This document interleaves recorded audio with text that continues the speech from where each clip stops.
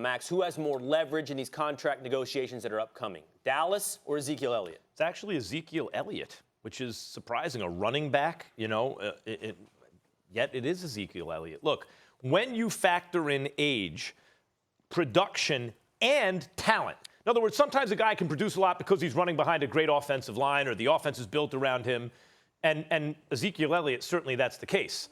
But he also has the talent, independent of where he's playing or how many touches he gets or who he's running behind. He is going to be a top-flight producer because in terms of age, talent, and production, there are three. If you include Kamara, four, right? But I would say three because include size, too. You have Saquon Barkley, Todd Gurley, and Ezekiel Elliott. They're in their own category, really. So that's a premium guy. And he's 3 years old now? And he plays for a franchise built around the offensive line. And now you get and you have the receivers. And now you have a defense. And the quarterback is good enough not to hurt you, but he's not going to carry you there. In fact, the offense is built around the running back. And they're ready to win now. The next guy to go and be replaced is going to be the coach, Jason Garrett. If they don't win a Super Bowl this year, they're going to look and say, okay, we have everything else. Now let's swap out the coach. They're about to pay the quarterback. And yet they still build the offense around the running back. It is a unique position of enormous leverage for Ezekiel Elliott right now. They spent a huge high, like a number 4 pick in the draft, which is a very, very high for a running back. Until Saquon was taken second, no one spent a top 5 pick on a running back or higher than 4. They have enormous amounts invested in this team. In this iteration of the team, Ezekiel Elliott at this moment has more leverage than his employer.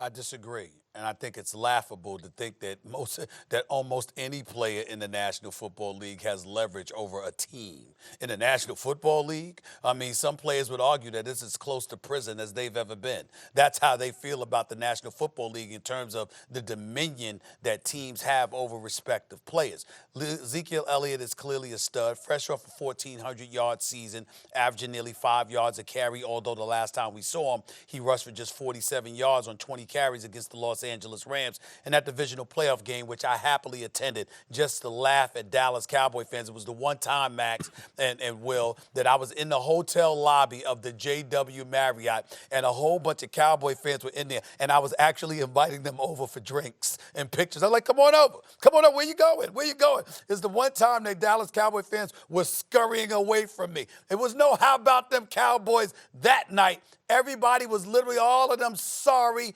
pathetic, nauseating, disgusting Cowboy fans were actually running away from me with their heads down as they so richly deserve. It was a beautiful, beautiful moment for me, one of the best days of the year for me. Now, having said all of that, I recognize the greatness of Ezekiel Elliott, but he doesn't have the leverage because here's the reality of the situation. How many times do we hear the great Mel Kiper Jr., along with Todd McShay, talking about, although you can't just find an Ezekiel Elliott, you know what? You can find running backs. You can find people. If you've got a stout offensive line, if you've got a good quarterback, if you've got a good receiving core, etc., you can find somebody to fill some of those holes. And when you take that into account, along with the fact that Ezekiel Elliott's checkered past is going to be relevant come negotiations. He's not in the position of strength that you think he is. I wouldn't sit up there and say he has no leverage, like you could just bulldoze over him, because obviously most other teams in the National Football League would take him in a heartbeat. But remember, he's got 2 years to go. And if I'm the Dallas Cowboys, I take my time about offering him that contract extension because it's pivotal to me that he recognizes the importance of not sullying and staining the brand any more than he already has by getting himself in these compromising situations. I have to send a message to him, and if I'm the Cowboys, I'm not going to be afraid to do so because it is the NFL. We are the Cowboys. It's the Cowboy brand, and no matter how big Ezekiel Elliott thinks he is, he ain't that big. Let's keep that in mind. Max, the reason that Ezekiel Elliott doesn't have the leverage in these negotiations has nothing to do with him as an individual, with him as a player. It has to do with his position. And it's true the Cowboys have built their offense around the running back position, as you just said. But look what's happened when running backs have gotten paid over the last several years. Todd Gurley, injured at the back half of the year. They win with C.J. Anderson. Deonta Freeman, had they done well with that contract, he got injured right after. David Johnson, Le'Veon Bell, we've seen the warm welcome he's got in New York. We've seen that running backs entering their second contract at the age of 25 historically go down. I know you love that stuff. I know you love the actuarial charts. They go down. All of this matters because that's the market Zeke will be entering, which gives leverage to the Cowboys. Here's the thing about Ezekiel Elliott that makes it a little different in his case. Qualitatively, there are some like the bluest of the blue chip running backs, not guys who kind of work their way, but I'm talking about the guys who hit the ground running, so to speak. Saquon, I think, is the best among them. Gurley, I think, is second. I actually think Ezekiel is third, although he's also, like, healthy. You know, he's young. He is, if anything, improving, certainly not getting any worse. DeMarco Murray was the running back once upon a time for Dallas, and he was like a B-plus back, running behind an A-plus line, making him look like an A back.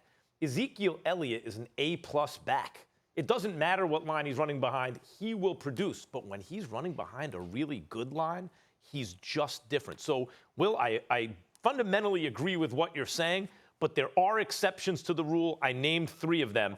And in Ezekiel Elliott's case, unless you start looking at an injury history, if you're like, and the guy's healthy, I think that he is different qualitatively than a lot of the guys you mentioned. I'm not saying that, but hold on. I'm not saying that you're wrong about that, Max, that he's different qualitatively. I get that.